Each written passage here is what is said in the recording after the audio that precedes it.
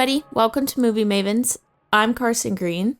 And I'm Annie Janes. This week's episode is on Project Hail Mary and The Martian.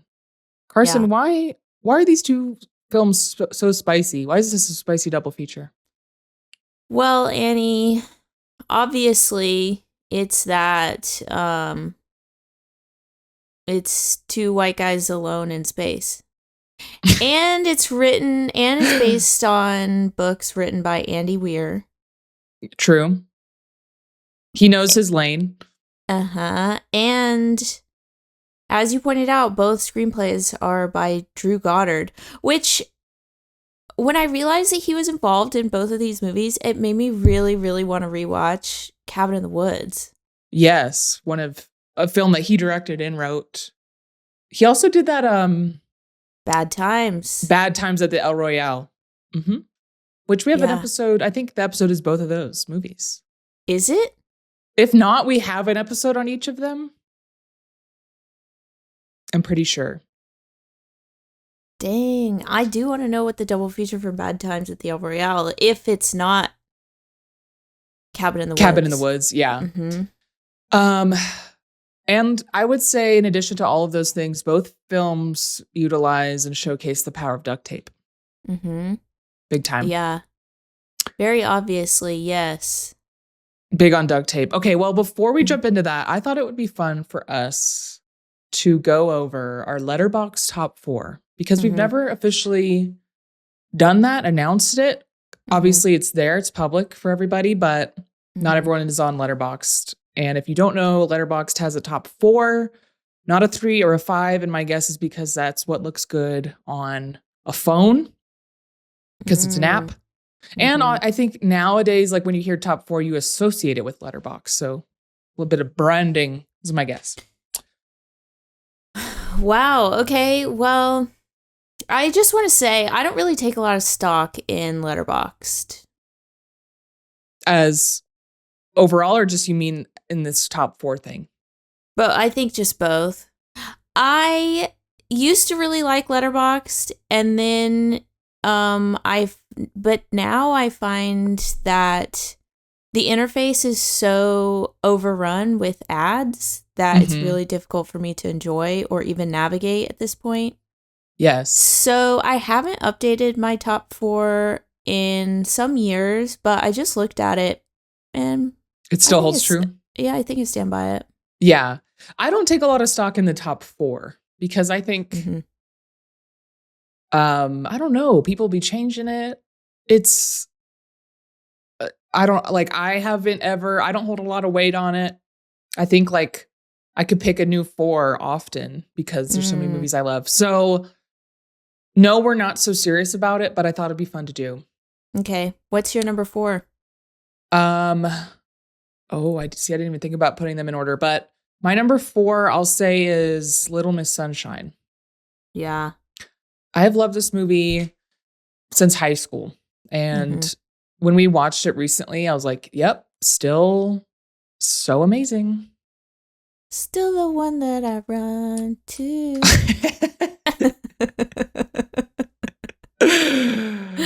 Okay, what's yours?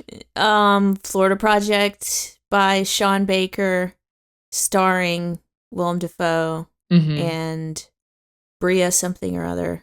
And God, what's that girl's name? Brooklyn something, little Mooney. I need to see her again. She's so sweet. Now remind me, do you like Florida Project more than Anora? That's like apples and oranges, I feel. Okay, yeah. No, that's fair. Yeah. Florida Project goes on the top 4. Yes. Okay.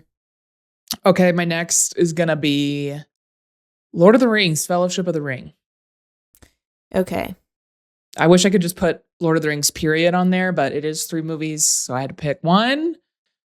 And I just rewatched the trilogy after having read it for the first time, and I'm surprised that on this rewatch, I've had the hardest time picking between the first and the third as my favorite. Okay. But I think I got to go with the first because I don't know. There's something about it that I think is the best, and it just holds up. You can just watch it at any point without having to watch the others. That is so true. It can act as a standalone. At the end of it, you're kind of like... it's not a standalone in that it's not concluded, but like to start 3 without watching the other 2 is a little difficult. Yeah, period. Yeah. Okay. My number 3 is a movie that we double featured with Little Miss Sunshine, which is so funny, actually. That's hilarious. It's Nightcrawler, starring Jake Gyllenhaal, which I think is my favorite performance ever committed to film. I love that movie so much. I watch it often. No, what is so funny to me is that that's the movie you go to when in times of need, in times of comfort, when you need to put something on reliable. Yeah. You go Nightcrawler.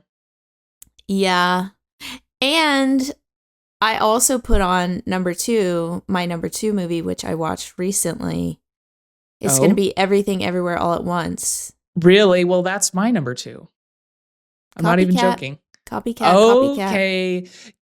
And I think that movie was the first, like when that hit, when it came out, I remember being like, oh, I haven't had a favorite movie come out in a long time. It's so special. It really is special. It always makes me cry. I needed to cry the other day. I was like having a difficult time and I really needed to cry. I needed to let it out. And that movie always makes me cry. And so I put it on. And the point at which it made me cry was different this time. Oh, do tell. And I was crying for like the final 45 minutes where it used to be like the last 20 minutes. Which part got you that time? When Wayman was like, please be kind. Please, no fighting. And then it cuts to a montage of him just being like so sweet and giving and kind and open and pure. Is this during the laundry and taxes moment? Yeah. I'm getting the chills. Yeah. It's so... What a perfect and beautiful and moving story. I love it so much. I just watched it the other day and I already, I was thinking today, I should watch that again. You're ready for another viewing. I think I saw it 5 or 6 times when it was in the theaters. Theater. Yeah. Yeah. So I've seen it a lot. I can't wait to watch it again. Okay, my number 1 is, and I don't know, again, this is why I don't take stock in Letterboxd. Because if you were to ask me my number 1 favorite movie, I wouldn't say this. I don't even know what I would say. But Letterboxd makes you pick 4. Here it is. Right? What? I'm like, I wasn't ranking them. I'm just like, here are 4 movies I love. That's how I think about it. Okay. Anyways.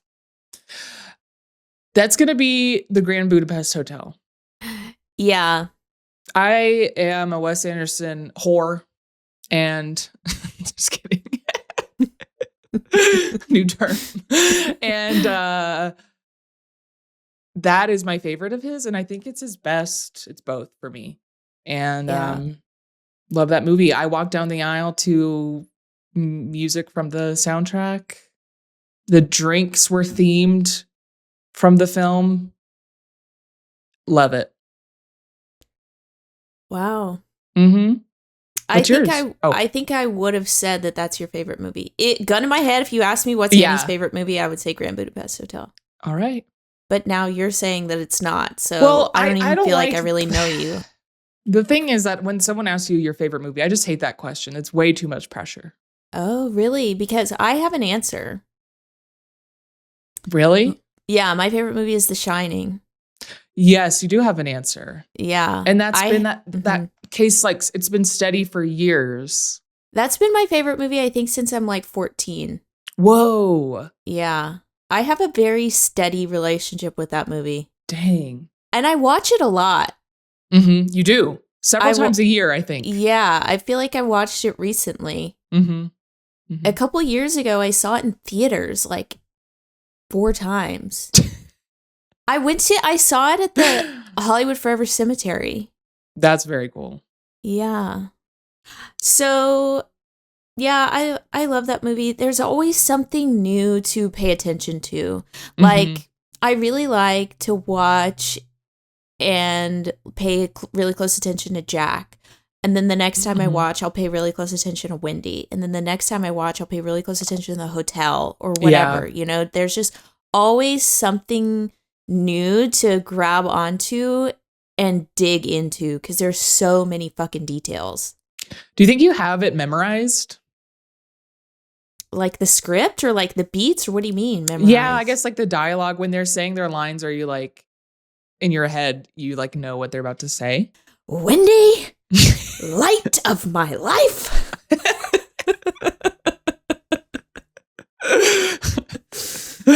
Maybe. Yeah. There are movies that like when I would watch them a lot over and over and over again as a kid. And when I watch them as an adult, it's not necessarily the dialogue I'll remember, but I'll remember like the music cues. So it'd be like, oh, I know that boom, boom, boom, boom, boom, boom is like gonna hit right after he says this, you know? Mm-hmm. Yeah. Wow. There just will never be another Shining. There never will be. Mm-hmm. It's truly a masterpiece. It's a one and done. Stanley Kubrick's dead as hell. He's never gonna make another one. No, it's over. It's done. Okay. Well, okay, that's our Letterboxd Top 4. We thought we should do it here on the pod before we get asked about it on a red carpet someday.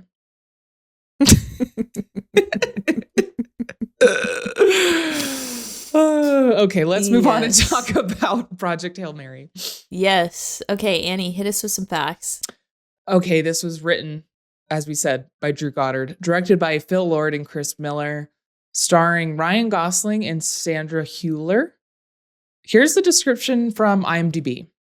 Science teacher Ryland Grace wakes up alone on a spaceship light years from Earth. As his memory returns, he uncovers a mission to stop a mysterious substance killing the sun and save Earth. An unexpected friendship may be the key. Okay. Carson? Mm-hmm. What'd you think of Project Hail Mary? Well, Annie, thank you so much for asking. I got to be so honest with you. I was not expecting to like this at all. And what about it made you think that? The Muppet and also Ryan Gosling's pillow face. Yeah, which truthfully felt to me like only half inflated during this movie. Did you think that too? Yeah, I agree. Mm-hmm. I think either they really fucked him up in the posters of the movie or they did the posters later and he got more done. Yeah. Mm-hmm. Something changed. Something happened. That's it. Those are the two reasons why I didn't think I was going to like the movie. That's funny to me because I didn't know about Rocky, but you told me about a Muppet, which first of all, why Muppet? Because that is not a Muppet. Like when I hear Muppet, I think like a really cute, fluffy guy. Mm-hmm, mm-hmm. But I see what you mean. When you told me that, to me, that is a sell. When I hear that there's a puppeted character, I'm like 1,000 times in. Yeah. Wow. So that's how we're different. That's another way we're different. Yes. Okay, so you went in, expectations low. Yeah, really low. When did you know you liked it? Immediately. Okay, literally immediately. Yeah. Whenever he wakes up from his coma and he's like running around the ship and he goes, "Am I smart?" He's like trying to remember who he is and he says out loud, "Am I smart?" It's like, oh my God. Hi, Jinx. We're up to it now. It's very goofy. It's very silly. But Ryan Gosling, despite the pillow face, what a funny man. I thought he was hilarious. He may be the most charismatic person to walk this earth. I think he is, because in this movie, he proves that he can have chemistry with a rock. With a rock. Yeah. And completely alone. I'm like so enamored by him when he's acting off nothing but himself. I just love the way he dryly delivers lines every time. It makes me laugh. Yeah. Mm-hmm. No, he was, I thought he was great in it. Mm-hmm. I don't know. I don't love, though, let me be so for real. I didn't love being on the spaceship. I don't like being on the spaceship. Like his. No, just any spaceship. I have the same complaint about the Martian, too. Like, okay. And then I recently watched this movie, Moon, with Sam Rockwell. Have you seen that? Oh, yeah. And that also takes place in, like, just a very flat, fluorescent, lots of buttons, like, spacey, like he's on the moon. I don't love that setting. I don't know. I think there's just something lifeless about it. Yeah. Artificial. Mm-hmm. What did you think of Rocky's ship, which was extremely different? We're only on there for a second. Mm-hmm. I thought that they were going for a multi or a higher dimensional art style, meaning like it looked to me like how something would look in the fourth or fifth dimension, which you and I can't really comprehend, but that's kind of what I picture it as. Mm-hmm. So it was more artistic. Yeah, it was very artistic. It was also very dark. And it was dark. It was almost so brief that it was kind of like, what are we? Yeah. Was that necessary? Yeah, he was like, I really want to see your ship. And I'm like, wait, I kind of do too. And we just sort of see a hallway and like a detail, a close up, and then that's it. And I'm like, okay, I guess the budget, or they couldn't quite visualize like what it was really like in there. Yeah. So maybe we just shouldn't have done that at all. Left it up to the imagination. Cut some runtime off. Yeah. Because it is a long movie. Mm-hmm. Yeah. What'd you think, Annie? What was your viewing experience like? I really liked it. I was laughing. The theater was laughing. I thought it looked really good. Like the cinematography was really good. Apparently, they shot this without using green screens, meaning they use like projected CGI. So when you see Ryan in front of a window, outside the window there is a screen showing space, which will make the film be more timeless. Like even compared to The Martian, I'm like looking at things like, ooh, the CGI is sticking out right there. So I thought it looked really good. I had a lot of fun with it. I didn't love it, and that's okay. Like I would recommend this. It's just like an easy watch. I didn't get emotional, whereas I heard some people did. And in the 2 hours and 20 minutes of this movie, like I had a hard time like connecting and empathizing with Ryan Gosling, or Grace as he's called, his like just like emotional arc, because he doesn't want to go on this mission because he's scared. He's like cowardly about it, even though truthfully it's terrifying. And then like learns that he's brave, or he was brave. Here he is. But there was like no reason for him not to leave. Like he had no family. He had no friends. He had a career based on his failings as a successful scientist.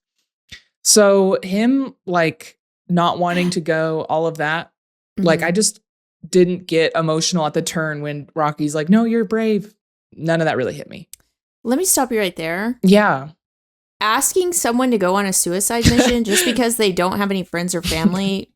Listen, in real life, I understand that. Yes, it's totally valid. But in the bounds of a artificial, constructed story, I would have loved to have some emotional connections with Ryan. And same can be true about Matt Damon in The Martian. Like we don't know anything about either of their lives really, or their families.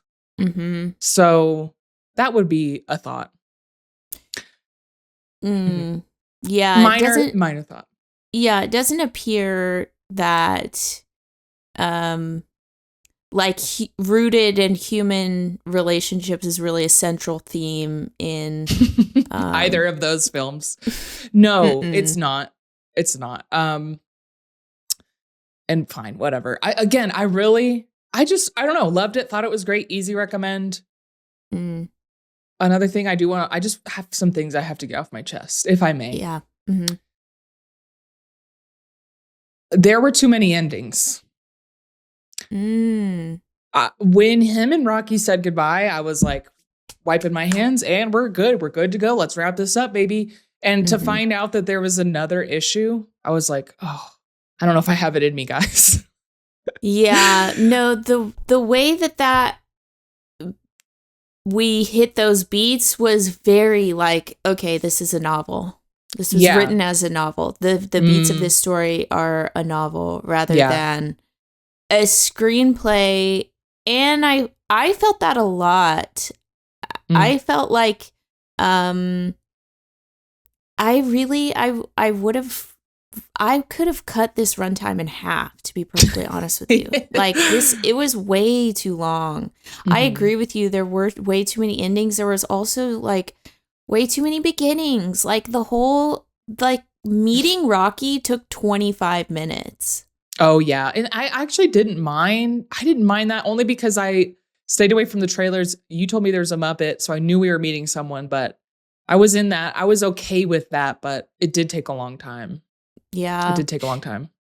Yeah. I liked all the stuff with Carl, but then, we go into the second act.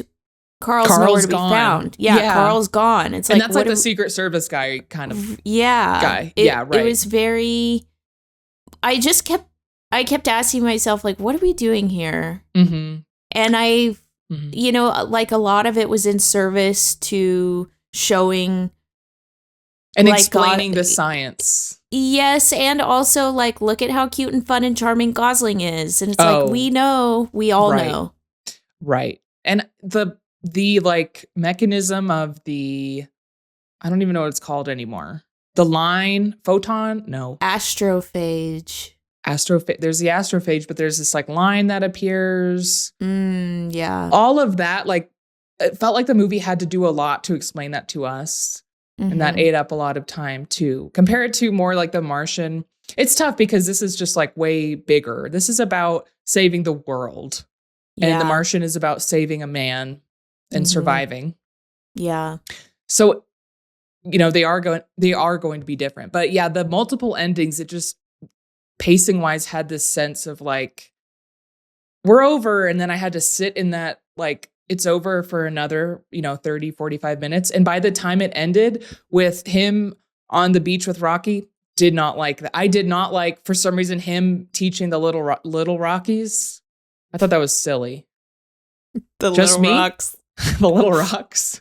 I thought that they should have ended it when they're sitting on the beach and he goes, I think I'll go home. And then Rocky's like, yeah, but you can take your time or whatever.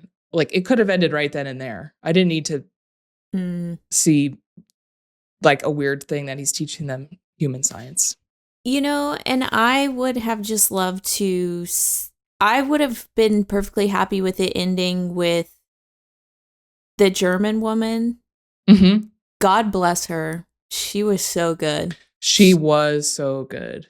Anatomy of a Fall, right? Yes. Yeah. I could have just ended with her when she gets the news that like it's safe. They did it. And like he's not coming back. I didn't need no further explanation, Your Honor.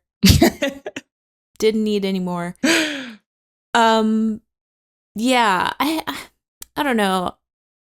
I think it just wasn't as tight as it could have been. And on that note, my last thing I have got to address. The scene where Ryan Gosling is saying goodbye to Rocky when he thinks it's the last time. And he's in the hall. We're in this hall forever during the movie. There are at least 2 to 3 too many different turnbacks that Ryan does Mm-hmm. Like one last look at Rocky before he leaves. He does it like 5 times. Mm-hmm. And the last, what I would assume would be the last one is when he does the dance. Like, hey, remember how we danced together? And I'm like, okay, sure, right. Okay, it's over. And then he turns back again and does another dance, a dance we've never seen where he shakes his hip. That felt like everyone on set was like, this is so good. We got to savor this moment. Just do whatever you think is right, Ryan. Like, it's going to be good. Ooh, it felt like nobody had any constraint that day when they shot that. Okay. That's my last nit to pick. Truly, really liked it. I had a great time. This movie is doing really well at the box office. It's a huge hit. And my guess is it's a freaking original idea that isn't based on a huge IP. Yeah. Just Andy Wier writing about white dudes in space. Yeah. He's a master at it by now. Mm-hmm. Yeah. I have been seeing, if you don't mind, if I could just get on my soapbox for 1 minute. Yeah, get up there. I have been seeing these pictures of these literal photos. Someone stood up in an IMAX showing and took a photo of the screen and also the whole audience. And it's a full theater, and someone was taking photos. I've seen these pictures like on just a ton of accounts, like literally Project Hail Mary's account, IMAX's account, AMC account, like these like movie, like, you know, theater. Yeah. Right. It should be respecting the theater experience. And yet here they are taking photos of the screen. Are they trying to show that it's a full theater? Is that why they're like posting? What's the purpose of the photo? I'm so confused. Yeah, great question, Annie. Why don't you go to IMAX Instagram and find out for both of us? I have no idea. I just keep seeing these pictures and I'm like, why the fuck are we, like, what are we doing? Is it the title card at the end? No. Oh, it's just any point during the movie? Yes. You know how pissed off I'd be if someone stood up and took a photo? No. If I saw someone walk up to the top of my theater carrying a DSLR camera, I would riot. Are you kidding? You start hearing it get the focus and it's struggling because it's really dark. No. Interesting. Yeah. So don't love that.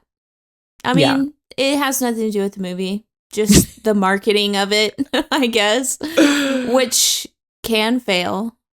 But yeah, it's good to know that it's doing well. It seems like one of those movies that people are going to love.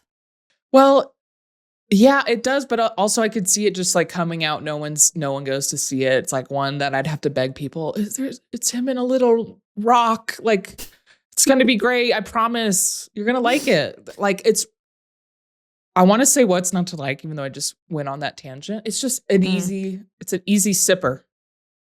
It's an easy sipper of a film. It is, except that it's 2 hours and 20 minutes. Yeah, right. You know, but Ryan Gosling carries it. Yeah. I will watch it again just for him. Like, he's really funny in it. He is very funny. The whole thing is funny. Yeah, it is. It's a funny haha. Mm-hmm. And it's confident, like Rocky not having a face, not really being cute, and only being able to speak plainly is a lot of obstacles for a filmmaker to have to work with. And I'm proud that they made it work because they did. I cared. Yeah. When Rocky was smoking because he was helping, I was like, I wasn't sure if Rocky was going to make it. You know, okay, you didn't get emotional, but let me tell you who did. Ryan Gosling. This man cried like 4 times in this movie. Did he really? Yes, he really did. I wasn't crying. Dang. But, you know, good for him, though, and good for them for letting him cry. Well, did you like this more or less than The Martian? Or equal? Apples, oranges, equal. Yeah, probably. I don't know. I think I think that Ryan Gosling is more charismatic than Matt Damon is. I agree. Although Matt Damon did a good job. He really did. He really did a good job. It's just that Ryan can just get there. He really can. I think, though, that I like the story of The Martian a lot better than I like the story of Project Hail Mary. Yeah. I don't know. It's kind of difficult. Do I like one better than the other? I think it all equals. It comes out of, in the end, as equal. Yeah. I probably would say I like Hail Mary literally because there's a rock guy. I'm like, there's something about that draws me in, but there's parts of The Martian that really get me, and we should talk about it. Okay. Are you ready to score? Yes. Project Hail Mary, 7 out of 10. I'm giving it an 8 out of 10. Movie Maven score 7.5 out of 10. Sounds about right. Let's move on to The Martian. Okay, Annie, please hit us with some facts. The Martian came out in 2015. It's directed by Ridley Scott. Written by Drew Goddard. Starring, now this is crazy, Matt Damon, Jessica Chastain, Chiwetel Ejiofor, Kate Mara, Sebastian Stan, Michael Pena, Kristen Wiig, Mackenzie Davis, Donald Glover, Sean Bean, Jeff Daniels, and Benedict Wong. I hope I didn't leave anyone out. I'm so impressed that you looked at Sean Bean's name and you said it correctly. Sean Bean? Every time I look at the name, I say Sean Bean. Sean Bean, because the bean makes you think. Yes, I can just say, oh yeah, Sean Bean, but I look at the name, I'm like, oh, that's Sean Bean. Sean Bean? He should have been Sean Bean. That would have been funnier. Or Sean Bond. Or Sean Bond. Oh my God. Okay, here's the description from IMDb. An astronaut becomes stranded on Mars after his team assumes him dead and must rely on his ingenuity to find a way to signal to Earth that he is alive and can survive until a potential rescue. Let me just get this note out of the way. There's a scene where there's like a mission within the mission called Project Elrond. And, that's right. And it's all in reference to the Council of Elrond, which is in the Fellowship of the Ring. That's when they join in as a fellowship and they decide, here's what we're doing and here's who's doing it. And that's when Sean Bean, as Boromir, goes, one does not simply blah, blah, blah. You know that meme? And what's so strange is he is present. Yeah. Commenting on the Council of Elrond. Anyways, that was kind of like a weird meta moment for the film. That's all.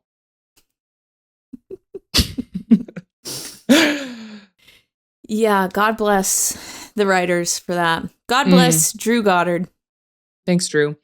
I'm guessing that was like a little quirk. That's definitely a weird quirk from the book. And then they just happened to realize probably way too late that Sean Bean will be in that scene remarking on it. And then they probably thought that was funny. So they just stuck with it. Yeah, or maybe they cast Sean Bean and quickly rewrote that scene. Quickly put it in. Reference the thing. The nerds will love it. Okay, well, Martian. Yeah. Yes. Go ahead. 11 years old. Yeah, damn. Right? Feels like just yesterday. Like I said, these are kind of equal. What I think really works in The Martian more is the ending. The rescue. That rescue is so edge of your seat. And when it's tense. When they get him, I feel elated. Yeah. And maybe they did a good job of like just showing how time had passed for him versus Ryan, who looked the same no matter how much time had passed. By the end, they CG'd him to look like emaciated. Is that the word? He looks like Christian Bale in The Machinist. Right. Like super thin. His teeth are dying. His skin looks fucked up. Like, I thought they did a good job of that. And his journey of just trying to survive is so captivating. I would love to watch him grow potatoes. Yeah. No, it's really fascinating. Whereas I feel like Project Hail Mary is so much more about the mission. Yeah. And it's so like oriented on like, I have to save the world. The Martian is like a character study of humans' will to live. Right. It's all about survival. It's simple. Mm-hmm. Whereas like Hail Mary was so complicated. We didn't even get into astrophage, and then there's the thing that eats the astrophage, and then the astrophage is actually going to eat the material that was in the breeder tank. Oops, like it's so many layers. Whereas in The Martian, it's like, need to make water. He fucked up. He blew up. Now we got to fix this. Okay, need to escape. I run out of fuel. It's tough because I'm using quotes here, like grounded in reality. Obviously, we've never been to Mars, but all of this is like, if this were to happen, this is how it would be. Like, it's so much more accessible.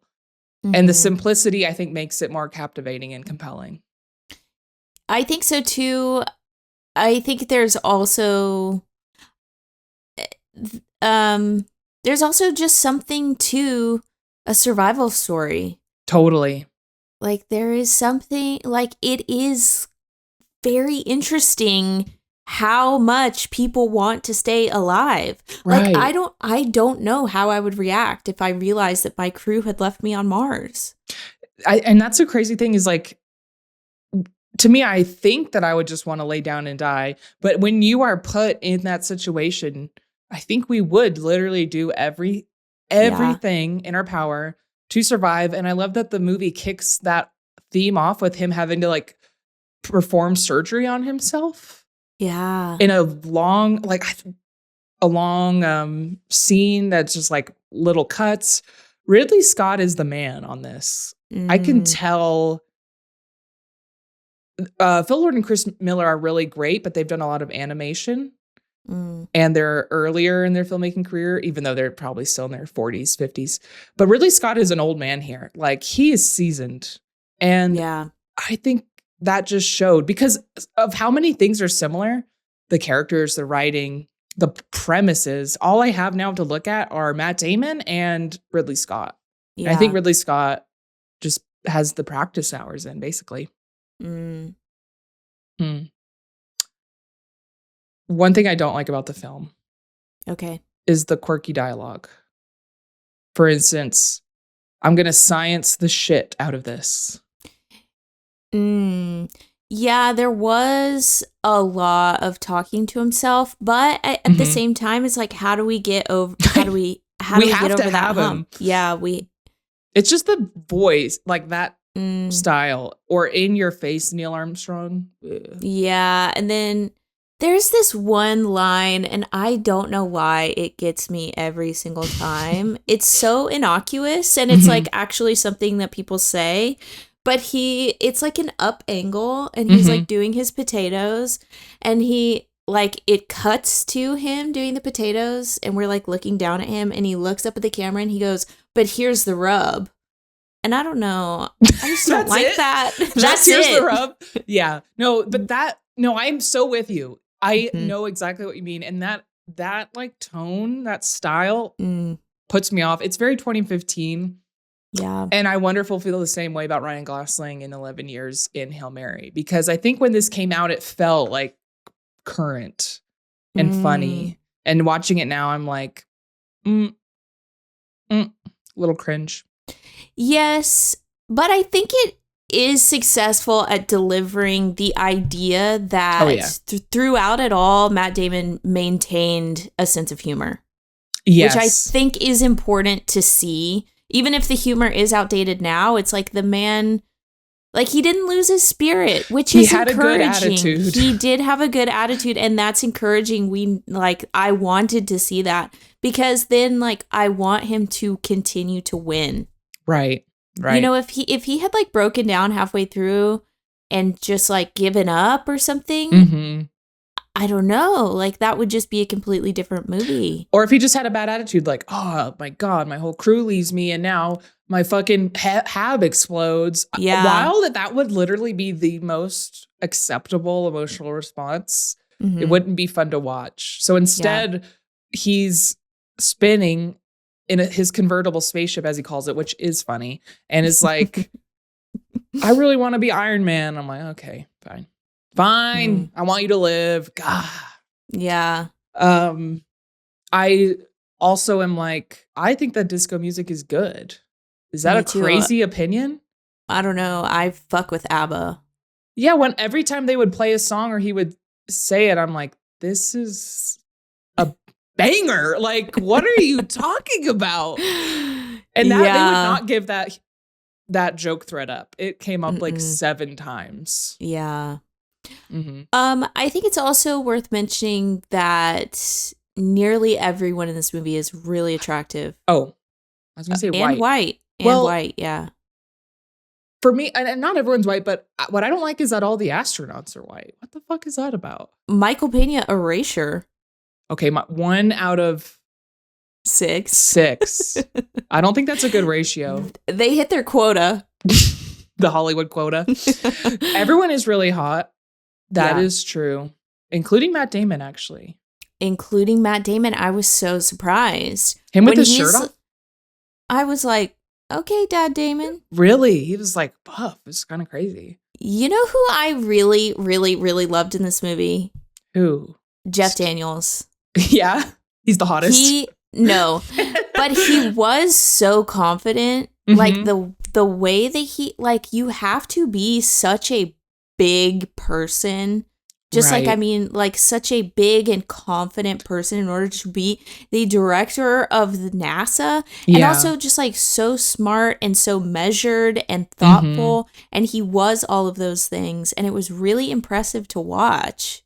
Yeah. Him being at the center of every debate of, like, we need to save them for this, or we shouldn't save them for this, was I loved getting a glimpse into all of that. And he was really great.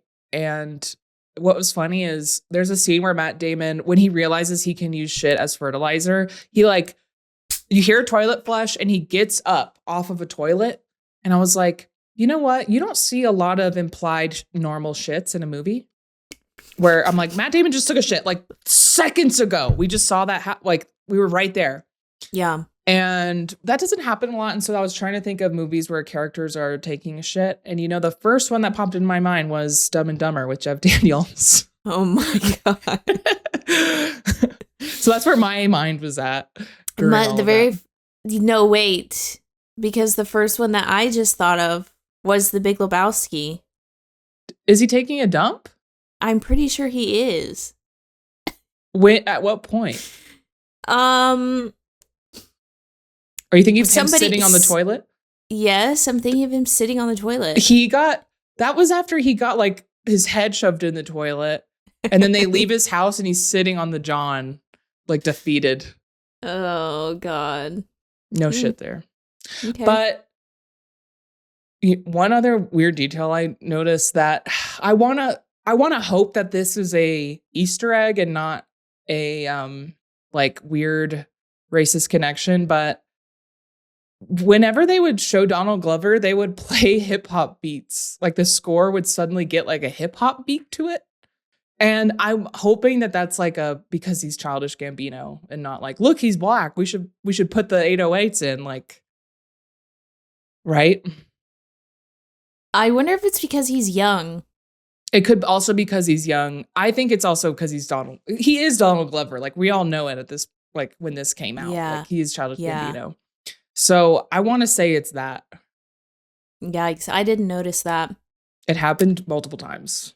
Let me just say though, this movie also way too fucking long. So much of the second act, my mind was wandering. Yeah, too many of the same thing of Hail Mary of like problem solution. They could have gotten rid of a couple of those. Yep. Whenever he starts driving and we're just looking at Mars. Yeah, that's right when I was really struggling.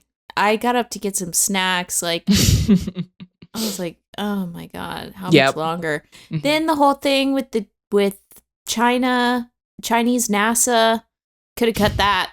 We don't need that. It was probably great in the book. It gets really muddy and lost in the movie, I think. Yeah.